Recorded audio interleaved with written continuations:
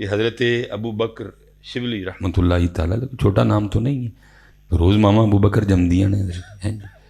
وہ اب خود فرماتے ہیں کہ میں وہ وظیفہ پڑھ رہا تھا نا اپنا، جو پیر صاحب نے دیا تھا، اور پتر ہو نہیں سکتا، ہم تو پڑھتے ہی نہیں نا کوئی بھی، کہ بندہ اللہ اللہ کرے اور پھر ایک ویلا نہ آئے کہ بندہ جو ہے نا پھر وہ دیکھنے کی خواہش نہ ہو۔ ہر صوفی پہ ویلا آیا ہے حضرت۔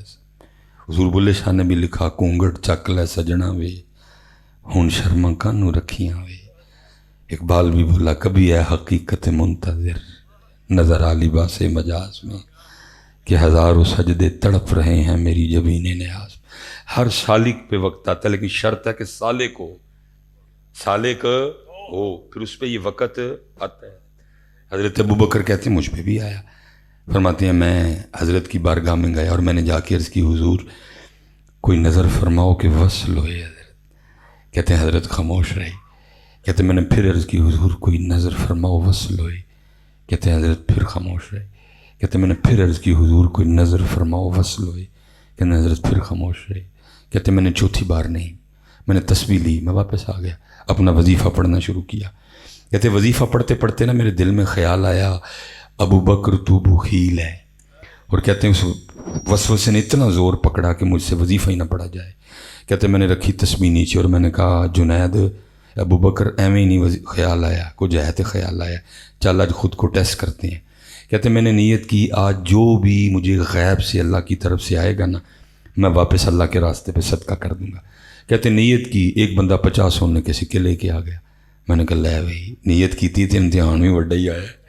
کہتے ہیں میں نے وہ 50 سونے کے سکے نہیں پکڑے اور میں کسی شرعی فقیر کی تلاش میں نکل کھڑا ہوا۔ کہتے ہیں میں گزر رہا تھا تو کیا دیکھا، حضرت جنید نا خط بنوا رہے تھے۔ کہتے ہیں میں نے کہا اس سے بہتر کیا ہے، حضرت کو جا کے پیش کرتا ہوں۔ کہتے ہیں میں گیا اور میں نے وہ 50 سونے کے سکے آگے کر کے میں حضور قبول کر لیں۔ کہتے ہیں حضرت ذکر کر رہے تھے، آپ نے ذکر نہیں روکا، مجھے آنکھ سے اشارہ فرمایا، پیسے نائی نو دے دے۔ کہتے میرے دل میں خیال آیا، نائی کی اجرت ایک چاندی کا سکہ ہے اور حضرت 50 سونے کے سکے کہہ رہے ہیں اس کو دے دے۔ لگتا ہے حضرت نے دیکھا نہیں کوئی بھی۔ کہتے میں نے عرض کی، حضور اس کی اجرت ایک چاندی کا سکہ ہے اور یہ 50 سونے کے سکے ہیں، جس کی اجرت ایک چاندی کا سکہ فرما رہے ہیں اس کو 50 سونے کے سکے دے دیں۔ تو کہتے حضرت مسکرا کے فرمانے لگے، جنید پھر اسی صحیح کیا ہی نا، تو بخیل ہے۔ صحیح کیا، تو ابھی سونے چاندی میں پھنسا ہوا ہے اور باتیں وصل کی کرتا ہے۔ تو ابھی سونے چاندی سے نہیں نکل سکا ہے اور تو باتیں وصل کی کرتا ہے۔ وصل تو بڑی دور ہے ابھی۔ ہر بندے دا اپنا سپیڈ بریک کرے، میں اس پہ اسے آگے نہیں بول سکتا۔